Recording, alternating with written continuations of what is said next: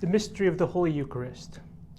On the night before he died, Christ gathered his apostles in the upper room to celebrate the Last Supper and to give us the inestimable gift of his body and blood.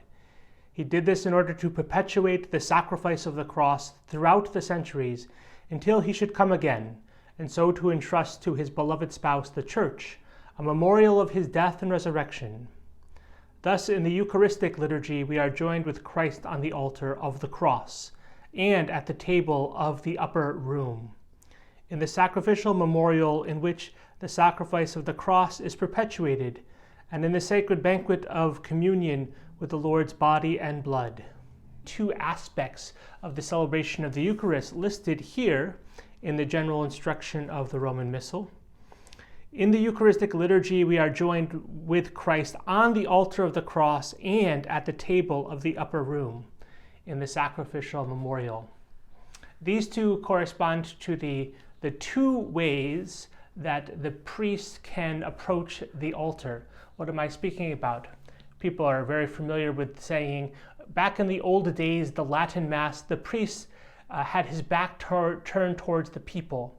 Well, this doesn't adequately reflect the reality, for indeed, the priest had walked up to the high altar, and this was the symbolism that the priest was walking up to Calvary, just as if we were following Jesus on the road to Calvary and walking behind him as he walked up to Golgotha. The other reality, which has become almost ubiquitous, even though it is not required, this is really simply an option amongst the two postures of the priest, is that for the priest to be facing the people, as we say, but in reality it's just that he is standing on the other side of the altar. The focus is still being on the altar. The emphasis is to be on the Last Supper, that we re-enter into the Last Supper. And as the Eucharist, the body and blood of Christ, is meant to be eaten by the faithful, by the command of our Lord, eat my flesh and drink my blood, so the visibility of the sacrifice on the altar for the people in the pews is meant to emphasize that aspect of re-entering into the Lord's Supper, the Last Supper. This can be taken to an extreme. If people like churches in the round because they think that everyone can get closer to the altar.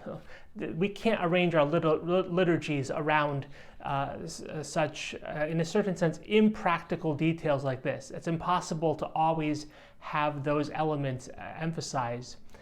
It is valid to say that there is a great significance and possibly teaching value and appreciative value to have the offerings, the bread and the wine on the altar in a manner that the people of the congregation can see them, and so that when the prayers of the Eucharistic prayer is being offered, that the people are included in that all of the offerings, indeed the soul of each person in the church, is being brought to that altar.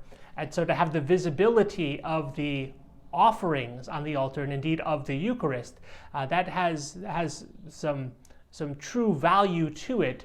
But we do wrong to say that it is intrinsically better that way, as opposed to the orientation of a high altar, where the priest is going up to the high altar because we are climbing Calvary. That symbolic significance, indeed, it's equally old. It's more prevalent if we look at the whole history of the Western Church, and it is actually a true option in the liturgy now.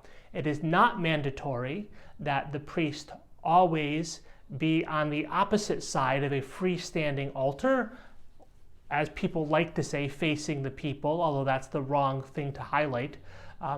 It's a possibility. It's greatly favored in our time and age of the church right now, but it is not mandatory. It is indeed a true option to have the priest offering what we call in the historical significance ad orientem, which literally means facing the east. It just means everyone basically is facing Christ, the crucifix, and Calvary. to have that orientation. And again, this all started with just pointing out the two aspects. In the Eucharistic liturgy, we are joined with Christ on the altar of the cross. We've all walked up Calvary to Mount Golgotha, and we've mounted an altar. And this is the message of the New Testament. And that is a reality at Mass, and is expressed, I think, in a very powerful way when we realize the purpose of when there was a high altar at Mass and the priest went up to it.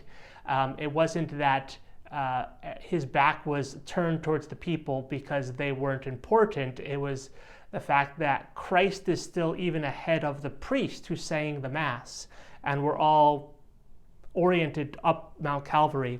And again, we have greatly emphasized, and this is acceptable and proper and has great value to it. We've greatly emphasized the table of the upper room, the table of the Last Supper, where indeed what is on the table is meant to be eaten, but we must take it with the full solemnity and great glory of the Eucharistic offering, all of the words of Jesus. And it's not that we're meant to just turn the altar of the church into an ordinary kitchen table where everybody gathers around to eat a regular meal. This is the wrong thinking of it. It is simply to emphasize the fact that we are back at the upper room and that the Eucharist is there to be offered for the faithful to consume.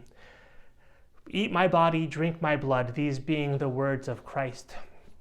And so with this reflection, I conclude this little reflection from the general instruction of the Roman Missal. This has been the introductory part about Holy Communion, receiving the body and blood of our Lord Jesus Christ.